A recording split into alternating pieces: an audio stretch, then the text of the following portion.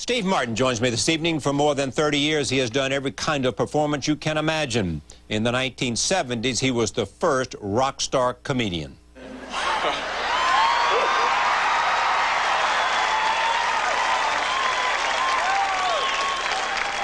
It's kind of fun for me to see the people in the audience with the amateur model arrow through their hands. This, of course, is the professional model. Oh, no! I'm getting happy feet! Whoa!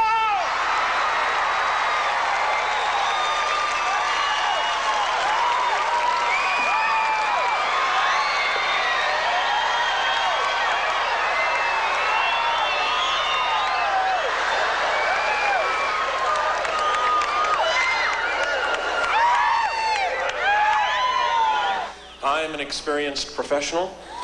Don't you try this at home. And one more thing, if you bought my album and you came down here expecting me to do a lot of routines from the record and I didn't do them, well, excuse me! Steve Martin has just written a new book, Born Standing Up, A Comic's Life. It is a memoir of how he got into show business and his career as a stand-up comedian.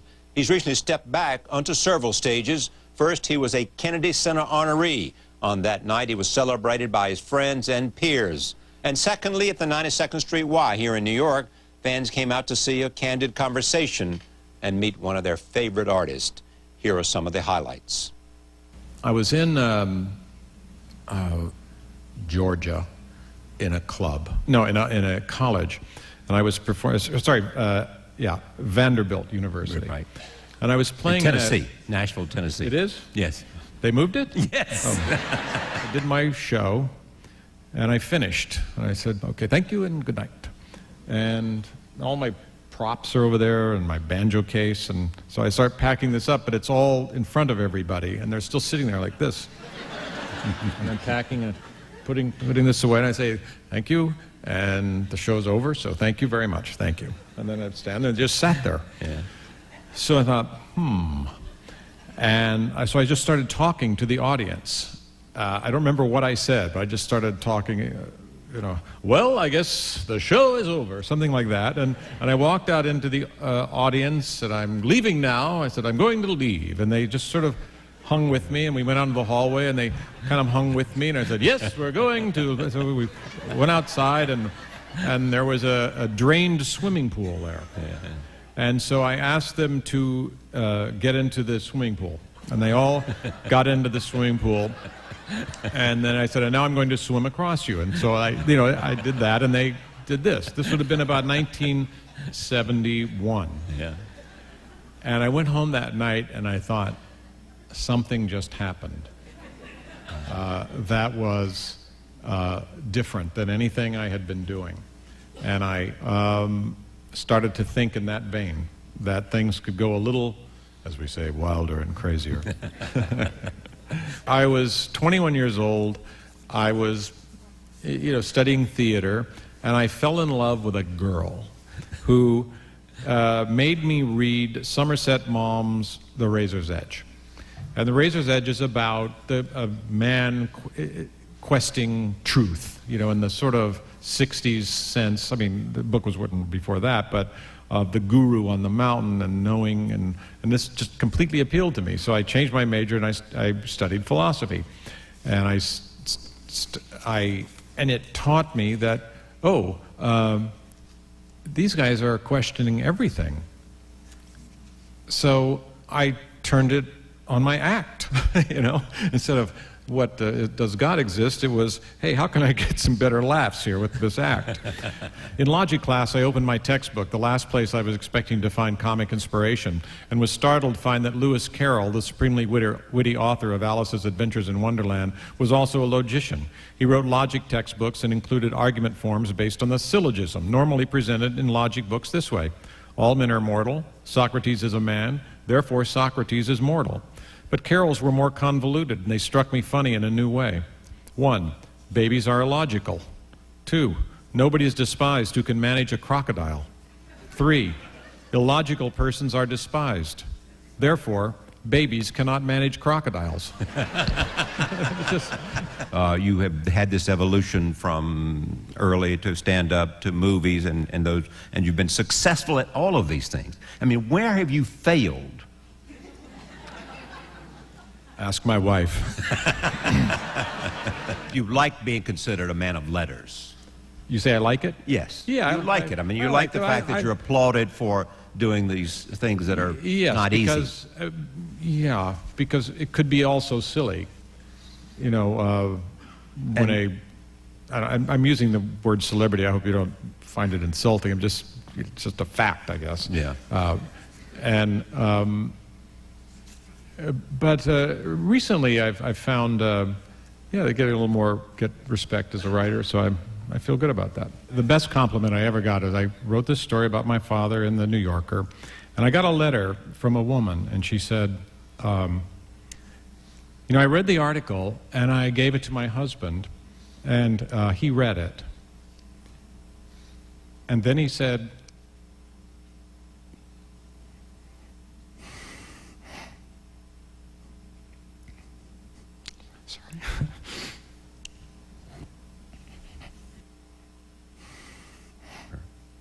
I hate that I'm on television. No, he said, "What's our son's phone number?" Wow. Yeah. Steve Martin also sat with me at this table to talk about his book and his life, and here is that conversation.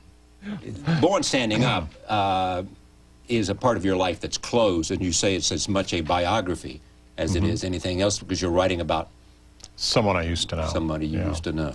The book starts really at birth. I mean, it doesn't deal just with the 18 years of my doing stand-up. It starts when I was a child and goes through really through the decades, through the death of my parents. Yeah. But it focuses on stand-up. Yeah, we learn a lot about your parents, though. Was it hard to write? They're both deceased. They're both deceased. It was hard, one, emotionally, to write about one's parents. It can be very affecting at times. I had written about my father before, so it wasn't new to me. But I guess the question is, would I have written the same thing if they were alive? And someone asked you that. I read your response. Yeah. And I probably would have negotiated a little bit, but I think it would be basically the same because the story has a happy ending. So, in fact, you describe it, a relationship with your father is almost like a bell curve. Yes, exactly. Meaning? That when you're born, you are infinitely close. And then as I got older, we grew apart. And then at the end of his life, we grew back together again to be infinitely close. Tell me about growing up.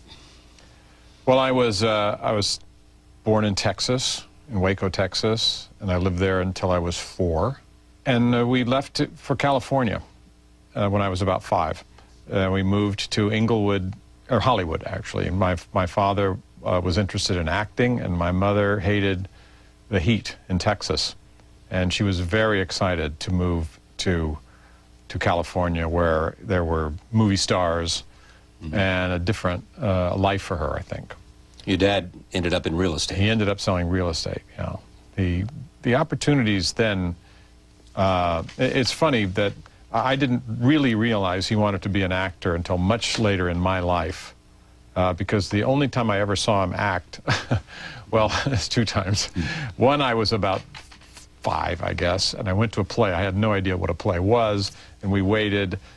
My mother and I sat there, and then my second act or something, my father brought on a teacup and served it to somebody and walked off.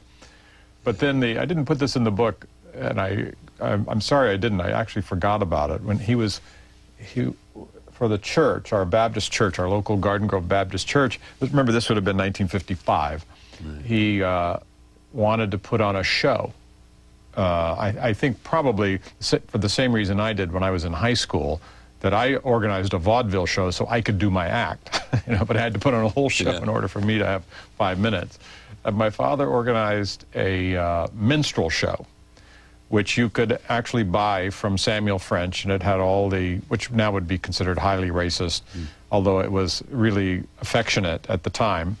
And I was employed. I was probably 8, and I wore blackface with white lips and sat on the side of the stage eating a watermelon.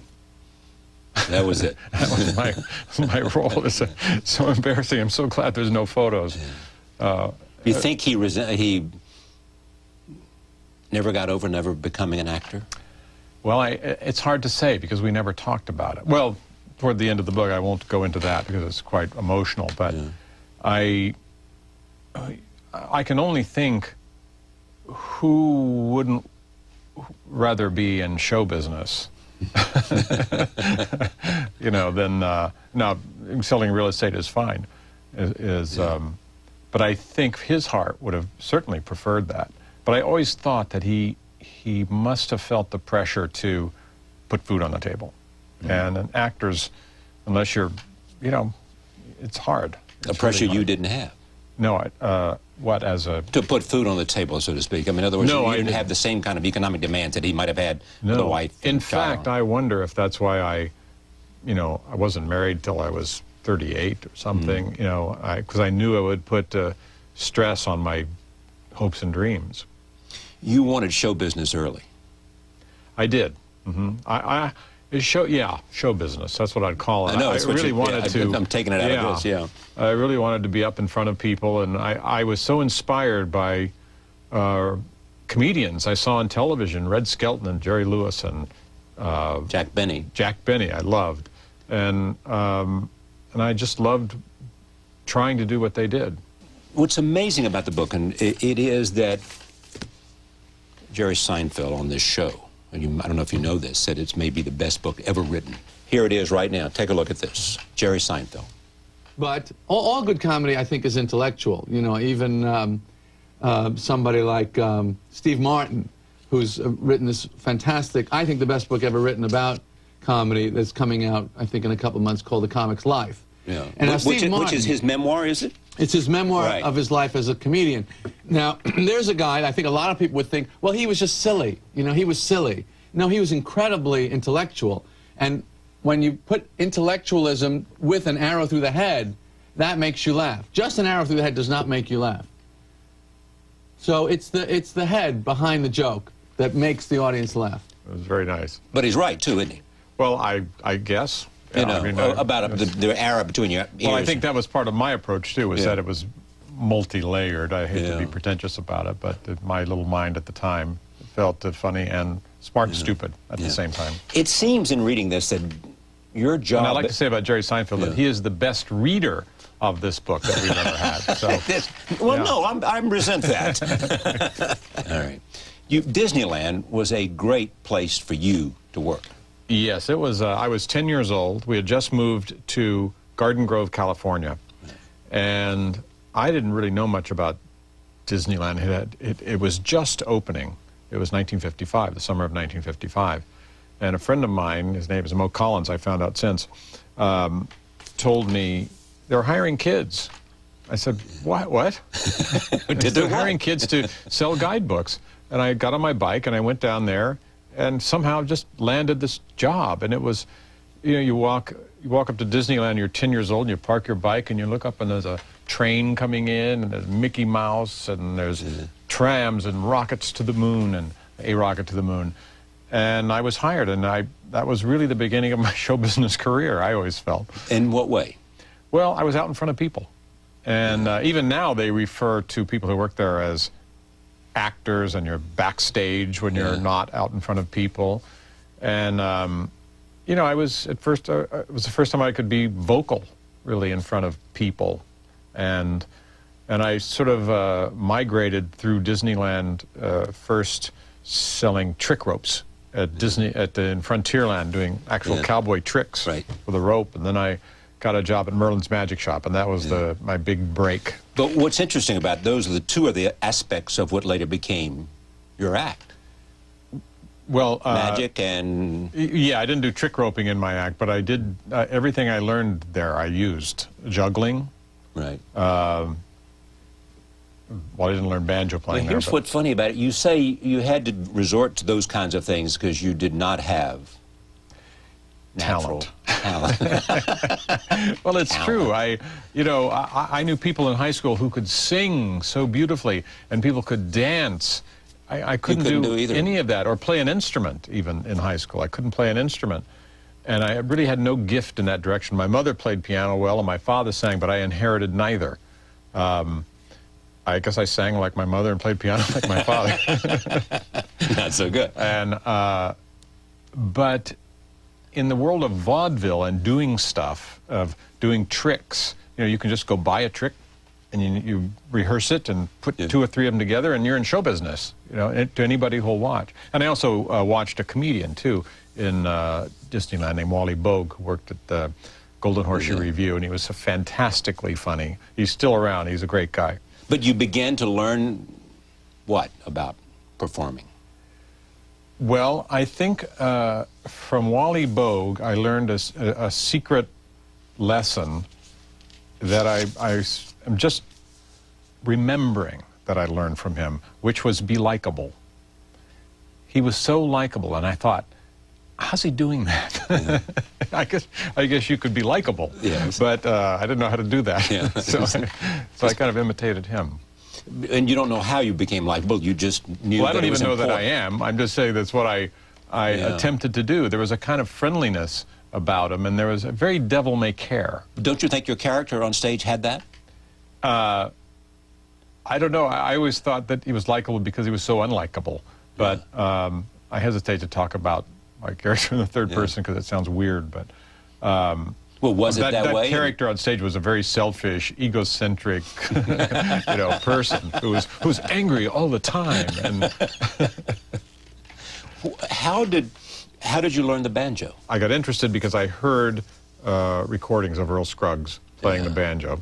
I had a friend in high school named John McEwen who played the banjo. He's now in the Nitty Gritty Dirt Band. Plays a lot on his own now too. He's a great banjo player. But mainly, I slowed records down, which I found out was the standard way that most people learned the banjo in those days. There was only 2 ways. You take a lesson, and I didn't even know what a lesson was or how to get one. There was a book that Pete Seeger did called How to Play the 5-String Banjo, which we all got. And the other method was to take 33 RPM records and slow them down to 16, down to the banjo so you're in tune with it, and pick it out note by note, literally ding, dong, dong, dong, dong, Why the banjo? I just fell in love with it. I don't know why. It just struck me somehow. And the banjo is actually, I don't even know what the public think of. There's 2 kinds of banjos, a quick little history. There's a 4-string, which is that sort of Dixieland, and then there's the 5-string, which is more bluegrass, hard driving, but also it's a very melancholy instrument, believe it or not. You can play hard and fast, or you can play soft and quiet, and it has many, many tones. Music, I love it. What was it that you won the Grammy for, you and Earl together? Well, that's what I call one of those right place at the right time. Earl Scruggs asked me to play on his 75th anniversary album to accompany him with many other players. I would play 5-string banjo along with him, and it won a Grammy. And I have a Grammy that says Steve Martin, Best Country Instrumentalist, which is just hilarious because I know so many people who are maybe 1,000 times better than I am who don't have. But you must take great pride if you didn't feel like you had any talent to learn to play a musical instrument. Yes, I knew at the time. I remember first getting the banjo and reading the book and say, here's how you make a C chord, and I'd put my fingers down to play the C chord, and I couldn't tell the difference between the G chord and the C chord. But I just stayed with it, and I kept saying to myself, well, if I just stay with it, one day I will have played for 40 years. So the goal is just to keep playing. The goal is just keep past playing. the 40-year One mark. day you'll be playing 40 years, and you'll be able to play somehow. Because anybody who sticks with something for 40 years will be able to play it. Why did you put it in your act? Oh, just to fill time. Seriously. I mean, when I first went on stage, all I needed was material. I had to do 10 minutes. I had a little magic act, I had my banjo, I had poetry that I learned in college. E. Cummings specifically. E. Cummings and T.S. Eliot and all kinds of people. All to fill time. To fill up enough time to actually be on stage. And I had a few jokes, too. But Where do you learn timing? Well, I think if you're in front of an audience, you learn it so quickly. And you would think that's something people would remember. Because you don't want to, one, step on your laughs, and you don't want to, wait too long for the next one. They lose interest. It's just a matter of instinct. But basically, I think I learned timing from watching other comedians. Well, you also did this. I mean, you began to examine your performances. I mean, you really almost were like somebody who takes a notebook, you know, and knew exactly what laughs, what got laughs, what didn't, and began to understand the nature of the audience. Well, first of all, it's vital that you remember what got a laugh and what didn't. So that's not such a miracle. Yeah. But you did it with a more studious aspect. And you know, I think in the book it comes off that way because I was actually doing what I was told in a book that I read about being a magician. So I said, okay, the book said to write down every trick in order and then note how it goes. But when I was doing comedy, I didn't necessarily do that. I had a sheet of paper, and if I went off, and sometimes I'd be in bed, I went, oh, I remember that thing got a laugh, and write it down. And that's really how material was developed, was just out there. And it's very Darwinian, because a mistake can lead to a success. So if something goes wrong, it's actually an avenue to something going right later. Tell me how you developed your sort of philosophy about what you wanted to do on stage. Well, because there's a lot in here, and it's the most interesting. I think Jerry Seinfeld is exactly right. Of all the comedians, it's more interestingly expressed in this book than anywhere else I've ever seen it. Well, thank you. I, first of all, just wanted to make people laugh. And then as when I start to get older, say 20 and 21, and I'm in college at this point, I'm being introduced to new artists, new writers, philosophers, you know, a whole other level of sophistication, I'll say. I started to examine my act, or comedy. And at the time, comedy was, with some great exceptions, like Bob Newhart, was basically set up and punchline. And they were told by people, there was sort of a cliche of the nightclub comedian, of rat-a-tat, rat-a-tat, rat-a-tat. And Bob Hope was great at that. Bob Hope was great, but he was genuinely funny, too. Right. But you could also be a comedian and not be funny. You could be a comedian and just tell the jokes and still get laughs, but not really be funny. And I had grown up with some close high school friends, and we laughed all the time. The kind of laughter that, you know, I think a lot of people grow up with when you're young, holding your sides, and you're wishing you could stop laughing because you're almost sick. And I thought, gee, where's that kind of laugh? Where are the comedians who get that kind of laugh? And what creates that kind of laugh? I know it's not, we weren't telling each other jokes. Yeah. And I thought, I think what creates that kind of laugh is inexplicable. In other words, you had to be there. If you're laughing, crying, dying on the floor with your high school friends, and then you go try and tell someone what happened, and they go, uh-huh. And you have to say, you should have been there. Yeah, you had to be there. Yeah. So I thought, what if I could have an act where you had to say you had to be there? And to appreciate it and understand it. Yes, that it would be so kind of personal at that moment that is almost inexplicable to someone else. And that's what I started to go for. And so I took out the sort of standard jokes of set up in a punchline and tried to come around from behind. Tell me what that means, though, when you try to come at it in a way that... Well, I thought it was a combination of thoughts. It gets a little smarty pants, you know, collegiate thinking. But I thought, well, what if I never delivered a punchline? Exactly, that's what right. And so now they're sitting there waiting for me to do something that would indicate to them that it was time to laugh. Because I watch comedians and I think, okay, when they do the punchline, then everybody knows they're supposed to laugh at that point, and they kind of do like you applaud at the end of a song. So I started taking out the punchlines and doing things that seemed like they were going somewhere and kind of never did, and pretty soon, eventually, people were left kind of hanging. But laughing at the process? Not quite. I found that they would laugh when you went on to something else, and they were kind of stuck there in the last bit, going, "What was that? Oh, it's over. Oh, it's over." Yeah. You know, and there was a kind of peculiarity. A kind of delayed laugh. And not the way, it's not like, it's like a delayed laugh. It could be a laugh that night when they're home. Yeah. It could be never. But I just started playing around. It wasn't one thing either. It sounds like it was one idea, but there were a lot of little different ideas, and there I was. As you began to create this character, and you began not to have punchlines, you know, was the banjo or magic punctuation still filling time, or were you becoming more of a comedian than a whatever you might have been done to spell time? Well, the Magic Act enabled me to express that kind of silliness, but with actual stuff to do, you know. Yeah. And the banjo, I just loved having it. One, maybe as a prop, but I worked up some bits with it too, like sing-alongs that no one could sing along with.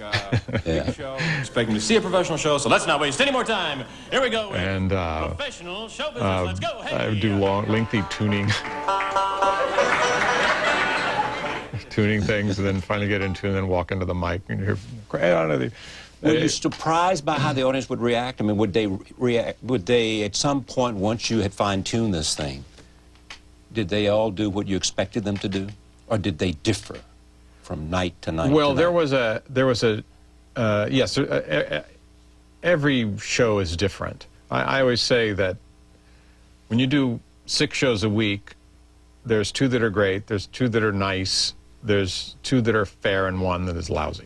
And what's the difference in those that are really good and those that are really lousy? Well, The audience? it could be that. It's just that the ignition wasn't there. And it could be, you know, I read an article by Jerry Lewis one time, and he said, I was standing backstage in Las Vegas, about to go on, and I listened to the audience, and I knew I was dead. And I think all comedians have felt that. There's just a kind of innervation. You can feel it. You can feel it. It's gonna be quiet. But the hard thing to learn is, because they're not laughing, it doesn't mean you're not going over. Come back to this. To read this and to like it so much, you get the idea that you have been very, very curious about the craft of putting together an act. And that you've thought about it and you've read about it, and you know, that book called Showmanship for Magicians, which taught you something about being on stage, entertaining people, making them laugh. Well, it might sound that way, but still, I was desperate. My act never, it didn't start to cohere until, you know, for 10 years. So what was that 10 years like? Well, you're still doing a show, you know, and you know, it sounds like it was all silence and then it was giant laughter, but obviously I had enough happening that I'd get Keep rehired going. and keep going, and you know, but just sometimes those very quiet nights and that desperation to sort of get them in some way leads you into an experiment. What was the breakthrough for you? Well, I think it was probably out when I was touring in the early 70s, touring colleges. Things are starting to come together, playing every dump and every nice place and every kind of situation, and you're just so experienced at this point. And you go, okay, that was a bad show. There's this, you know, and there's a confidence that comes out, you know, a deeper confidence that I think the audience smells. The commercial breakthrough for you was where? When? Well, I would say it's a tough one, because I'd say I have to give it 3 elements. One would be The Tonight Show. Right. The second would be my first record. And the third would be Saturday Night Live. Let's talk about those. These were escalating. Yeah, I mean, remembering Saturday Night Live last, the first record. The first record, was it your manager or somebody said, why don't we start recording these? And it became like a huge success as a comedy album. One of the best selling ever. Yes. Well, not quite that easily, but we started recording the act, yes. And my manager, Bill McEwen, would sit there with his Nagra and would tape, and you could hear him laughing all the time in the background on the records. But it sold really well. Yes, it sold really well. A famous They're both comedy album. double platinum albums. Double platinum. What does that mean? Means they sold over 2 million copies. Yeah. The Saturday, Carson. Yes. In the beginning, you only were there when there were guest hosts. Yes, I went on a couple of times with Carson, and I did all right. I was, this is like early 1972, I think. Yeah. And I didn't have that much material, and so you go on with your best stuff, right, and you do well, and then you don't have any more best stuff. And then the second time you go on, it's a little bit less. And then Johnny felt, he said, put him on with guest hosts for a while. So I went on with guest hosts. Oh, is that what he said? Yeah. Yeah, I went on with guest hosts and did well. And then he said, yeah, bring him back on. You have the record for the number of guest hosting of Saturday Night Live. Yeah, I mean, it's not a big prize for Well, it or it's a anything, big but deal, yeah, isn't it? yeah, I mean, it's a... Yeah. But I've been there since the beginning, people Right. haven't. Yeah, how did that happen? I was just starting to break as Saturday Night Live was starting to break.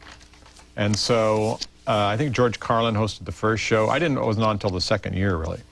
And Lorne was a friend or not? Nope, didn't know him. Didn't know him. No, he became a very close friend. And in fact, I'll mention his name, Lorne Michaels. Lorne That's how close we are. Yes. And it was strictly an agent, but I had enough stuff going on that I was, Yeah. the young comedian who could host the show. You may have told me this, or someone else may have told me this. You're one of those people who prepare really hard, knowing, that if you do this well, it's great for you. Some people just sort of take it lighter than others do. I'm told, and maybe you told me this, you really concentrate on that week that you're going to host on Saturday night. I do. I find it very stressful. Stressful. Because I want it to go well, So, I do like to work hard on it, Yeah. or at least feel comfortable.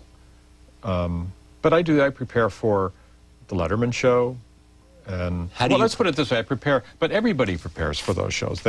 You're interviewed ahead of time. It's okay. We can talk about this. We can talk about this, and we do a little bit of that, and then I might have an idea. Hey, what if we do this? And it's just. It's being a and professional. David and people like that. Yeah, you don't want to It's walk being in a there with professional. nothing. That's yeah. exactly what it Yeah. is. Yeah, being a professional. Yeah. Carson, tell me about him, what you thought of him, what he meant to you. Because you wrote this famous piece when he died in the New York Times. I'll tell you, here's what I think about him as a performer. When I was first on the show, I think it was 1972 or something, my manager and I had one of the first video recorders, reel-to-reel. And so he taped my performance off the air. And so now we're all excited, we're going to watch it. And so we're watching it. I'm watching myself, remember. I'm watching myself, and then we start watching Carson.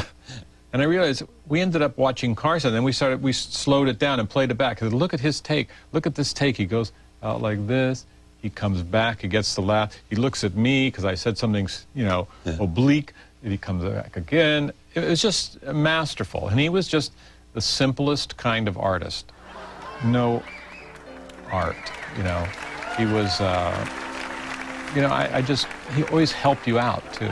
You could tell his love of comedians, his love of, little old ladies, who came on and, sewed log cabin quilts. And there was a real generosity there. I always felt, especially, he loved comedy. And you could see him, you always remember him just falling over laughing at Rickles or, whoever. And he wanted to help you out. Yeah, he always knew not to step on your joke. When did you do your last stand-up? It would have been 1981. This is 3 years after the tape we saw. Yes, and I was working in, I think, somewhere in Atlantic City or somewhere, a different kind of venue, sort of one of those, supper club type situations. And I hadn't taken any bookings. I'd just finished The Jerk, and it had come out and had been a hit. And I really didn't know if I was still a stand-up comedian or not. But the fact that I wasn't taking any bookings was telling me I wasn't. You I was weren't probably enjoying quitting. it anymore? Or it had become routine? It became routine, and I guess, you don't enjoy it anyway. Because, Because it's hard. It's hard, and you're thinking about it all the time. You're working. It's a real it's an artistic job, and it's like a ballet. I mean, I wonder if I don't know if a ballet dancer, you know, does a giant leap and is actually free in their mind, or they're thinking, whew, you know.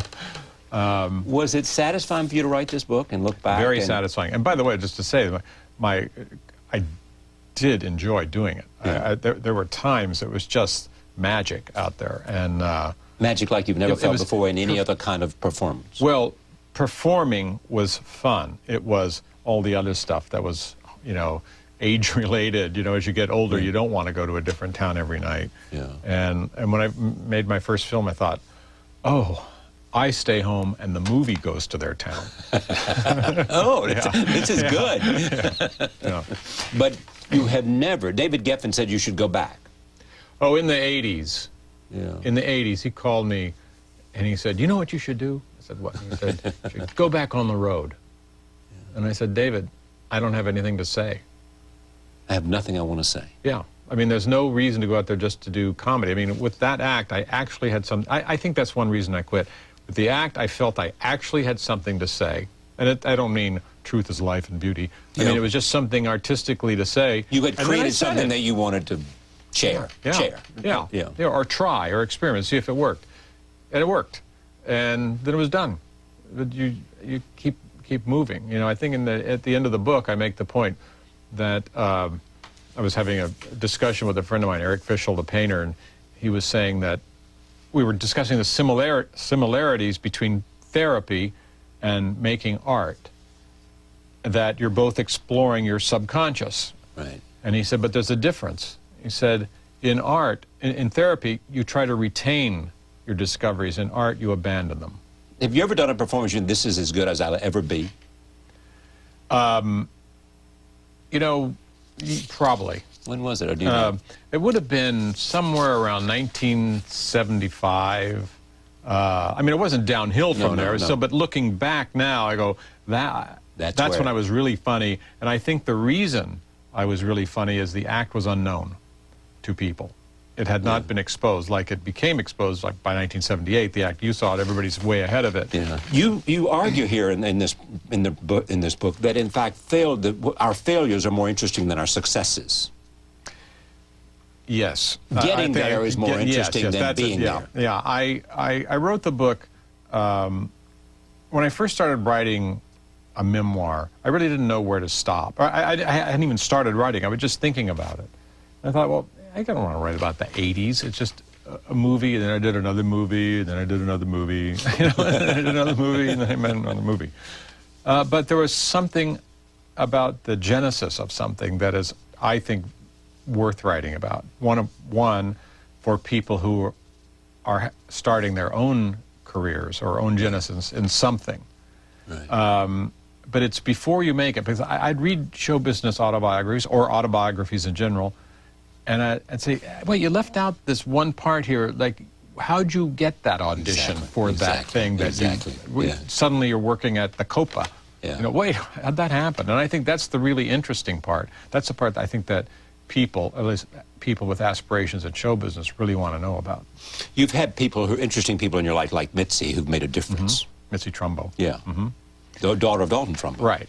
Yeah. Right. What difference did she make? Well, she was, I was 20, and, you know, remember, I'm from Orange County, California. I was not, I was in college, but I wasn't really, well, by that point I was avid, but I met her and we dated, and then she took me home to meet her parents, and her father was Dalton Trumbo, the blacklisted, notorious screenwriter, and he was an intellectual, and the whole family was intellectual.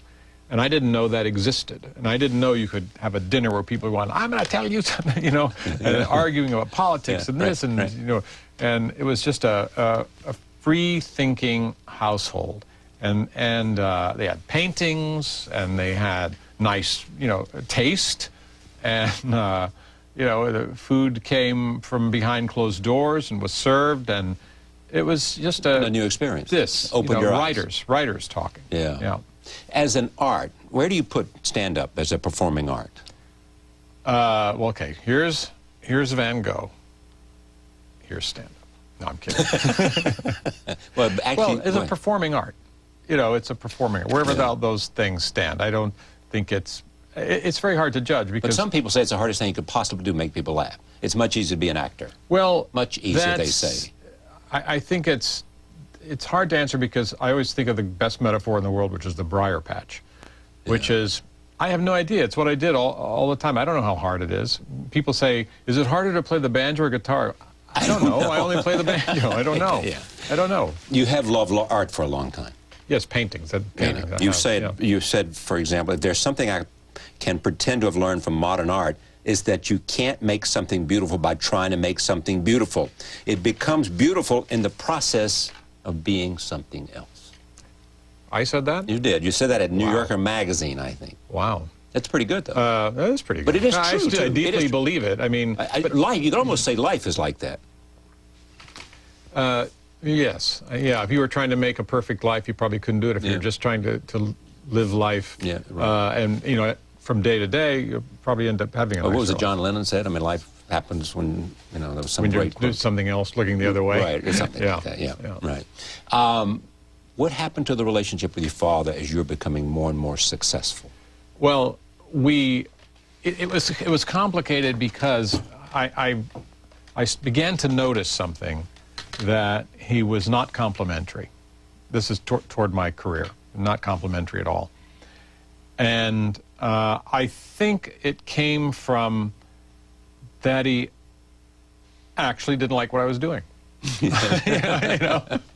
wrote a review for the Real Estate Journal or something. Yeah, he of gave the me a early bad stuff, review the early once, stuff, which yeah. was, you know, and he told me later he was ashamed about it. He had written this bad review of my first appearance on Saturday Night Live, and he said I think he was kind of confessing that he had done the wrong thing, and he said his best friend came into him with the newspaper in his hand, and he put it on my father's desk, and he went.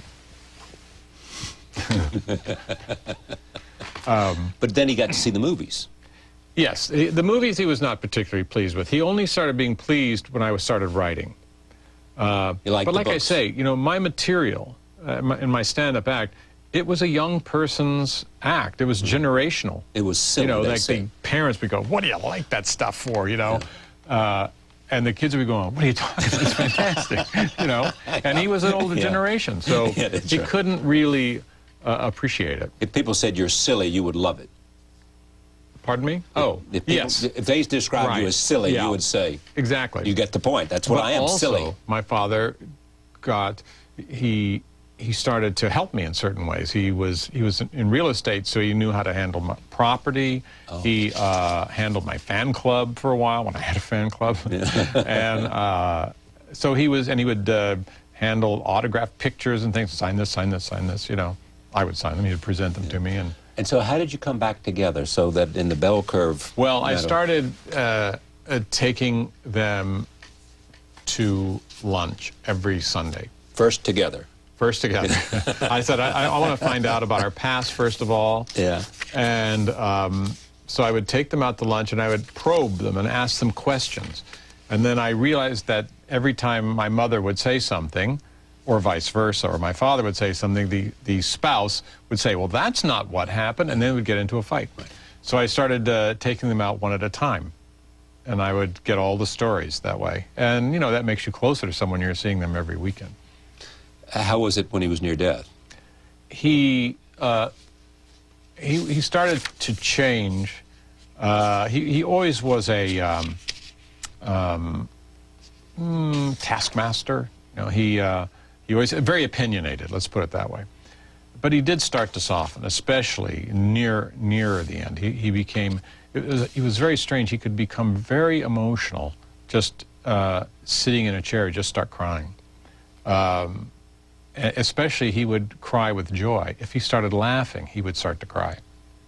He was a very emotional man, but I think it was, he was raised in a time when it was not very cool to be emotional. How old was he when he died? 83. You've made movies now. You've never wanted to direct. You don't want to direct. It's too hard. Well, you know what it is? It's like you love your life too much, Yeah. isn't it? Mm-hmm. You love your art and really- you love your yeah. writing and you love all this other stuff. And that Yeah. takes a It's like being a general. I have a I have a fantasy maybe that something, if I had the right thing or something. But you know, as soon as you do that, you say goodbye to friends and family. And I've seen other people manage it, but I don't think I could. I like the actual. With directing, there's a lot of superfluous decisions. I don't call them superfluous because every decision matters, but it is a general's job. And I really like, if I could direct the actors in a movie, that'd be great. What is it you want to do? Well, that's a good question. That's really open right now because here I am. I've written this book. I'm getting the Kennedy Center honor next week, and I do think, what should I be doing? I've sort of, if I wanted to think about it as a closed circle, I could. I could say, okay, I did it. But I know I'm not going to do that because I do have ideas that keep coming. So I don't know quite what they are. You're most of all a writer? Well, no. I deeply enjoy writing, but I would say I'm a comedian. And I probably always be a comedian as a label and probably inside my head. But I know most of my books are serious. And well received. Well received, yeah. It's nice. Do you think you are more prodigious than you are smart? You know, that you really are, it's your work ethic and your powers of focus and your ability to leave no stone unturned that makes you... I mean, I have friends that I think are supremely intellectual. And I sit and just listen and I think I'm an idiot. too. You know, But I do think diligence had a lot to do with it. But it wasn't diligence. It was just kind of this weird. It was actually like shutting out other things, rather than being focused on one thing. It was like by eliminating peripheral interests, somehow I was able to stay focused on my comedy act or banjo playing. Someone stood up in an audience somewhere and said to you, you know, how do you be successful? Mm-hmm. And you said you have to be undeniably good at something. Well, it really is this. When people ask me, say, how do you make it in show business or whatever? And what I always tell them, I've said it many years, and nobody ever takes note of it because it's not the answer they wanted to hear. What they want to hear is, here's how you get an agent, here's how you write a script, here's how you do this, But I always say, be so good they can't ignore you. And I just think that if somebody's thinking, how can I be really good? People are going to come to you. It's much easier than doing it that way than going to cocktail parties. Yeah. You know? Born Standing Up, A Comic's Life by Steve Martin. This is a terrific understanding of one person's life, and I thank you for coming. Thank you. Thank you for joining us. See you next time.